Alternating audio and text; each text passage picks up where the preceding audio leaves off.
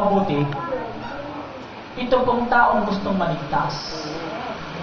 Kaya gusto niyang gumawa ng mabuti dahil masamang tao siya at gusto niyang maligtas sa pagsunod sa utos.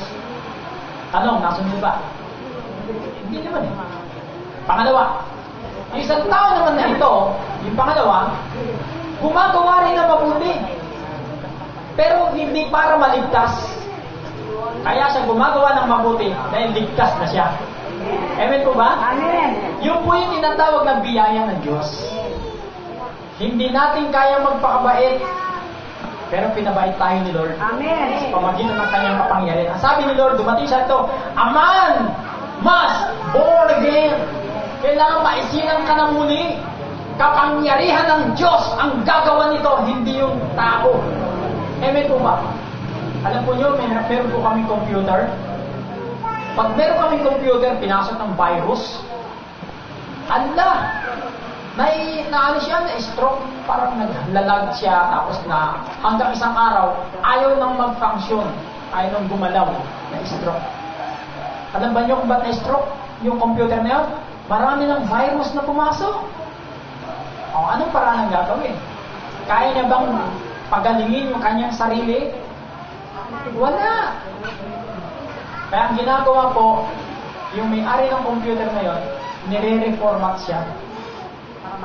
Kaya pag nire-reformat na siya, parang bago na naman. Nawala lahat ng program, nawala lahat ng virus, nawala, na-delete lahat yun, hanggang sa siya ay naging parang bago. Umpisa na naman. Amen po ba? Ganun dapat ang tao. Sakdal ang kasamaan ng tao ngayon.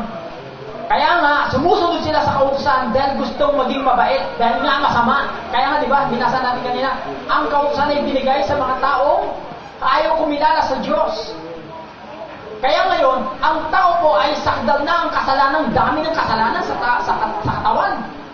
Ngayon, kahit anong gawin ng tao, hindi kayang baguhin ang kanyang buhay. Kaya sabi ng mga tao, alam mo, gusto ko lang magbago eh. Kaya lang, iniinis mo ko eh. Kaya kinanta na nga eh. Gusto kong bumait, pero di ko magawa. Kung bumait, pero di ko magawa. Ang dahilan nga po, sa dami ng virus na pumasok sa buhay ng tao. Ano yung mga virus nyo? Yung mga bisyo, yung natutunan ng masasamang pananalita, yung mga kalaswaan sa mundong ito. Di mo ba? Ngayon, ano ang kailangan natin? Kailangan tayong ma-reformat. Sabi ni Jesus, John chapter